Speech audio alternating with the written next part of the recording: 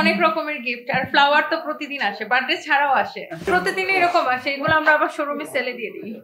আমার পাশে দাঁড়ানোর দরকার নাই, আমি একাই ফাটাকেষ্ট। মেয়েরা আমাকে অনুপ্রেরণার জায়গা থেকে হয়তো আমাকে দেখে।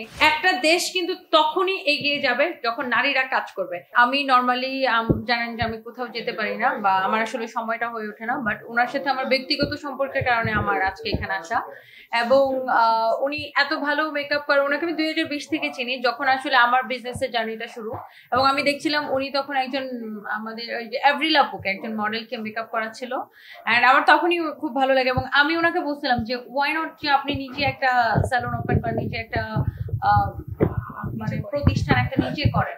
বার্থডে উপলক্ষে আসলে সেলের কোনো ব্যাপার রাখি না, মানে বার্থডেতে দেখা যায় যে মানুষ আমাকে অনেক ভালোবাসে, মানে মানুষ মন থেকে ভালোবাসে, রেসপেক্ট করে, সবাই পোস্ট করে। মানুষের আমি আল্লাহর কাছে শুকরিয়া জানাই যে এত মানুষের ভালোবাসা পাওয়া, এবং মানুষের সবার প্রতি যারা আমাকে এত ভালোবাসেন সবার প্রতি আমি কৃতজ্ঞতা প্রকাশ করি। আসলে এটার সাথে সেলের কোনো ব্যাপার নেই। অনেক রকমের গিফট আর ফ্লাওয়ার তো প্রতিদিন আসে, বার্থডে ছাড়াও আসে। এমনও হয় যে শাড়ি সাথে জুয়েলারি সবকিছু মানে সেট করে একসাথে ম্যাচিং করে পাঠায় দেয়। না, এগুলা তো কারা পাঠায় আমি জানি না, এগুলো আবার আমরা শোরুমে সেল করে দিই। কি করবো এগুলা দিয়ে, কে পাঠায় জানি না, কিছু না, প্রতিদিন এরকম আসে। এগুলো আমরা আবার শোরুমে সেলে দিয়ে দিই। আর চকলেট পাঠায় অনেকেই, সো চকলেট আসলে কি করবো, চকলেটের তো ডেট চলে যাবে, এখন কে পাঠাচ্ছে জানি না, এই জন্য চকলেট গুলা আমার স্টাফদেরকে নিয়ে আমিও খাই, ওরাও খায়, মানুষকে গিফট করি।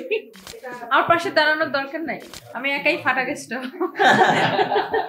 কারণ আমি অনেক কনফিডেন্ট, আর আমার জায়গাটা তো আমি কারো হেল্প নিয়ে তৈরি করি না, আমি নিজে নিজে আলহামদুলিল্লাহ মানুষের ভালোবাসায়, মানে আমার আসলে আমার সমকক্ষ কারোর, হ্যাঁ অবশ্যই তাদের সবার সাথে আমার ভালো সম্পর্ক, বাট সবচেয়ে বেশি প্রয়োজন আমার অডিয়েন্সের ভালোবাসা, আমার কাস্টমারদের ভালোবাসা। তো সেই জায়গাটা আলহামদুলিল্লাহ আমি সাকসেসফুল এবং মানুষের হয়তো বা মন জয় করতে পেরেছি।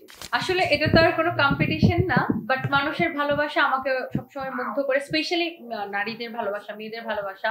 মেয়েরা আমাকে অনুপ্রেরণার জায়গা থেকে হয়তো আমাকে দেখে। এবং আমি সবসময় একটা কথা বলি, আমাদের এই সমাজে বা আমাদের দেশে একটা ওয়ার্কিং উইমেন, একটা যে কোনো মেয়ে স্টাবলিশড হওয়া কিন্তু এত সহজ না। অন্য একটা দেশের মতো আমাদের দেশের মেয়েদের স্টাবলিশড হওয়া এত সহজ না।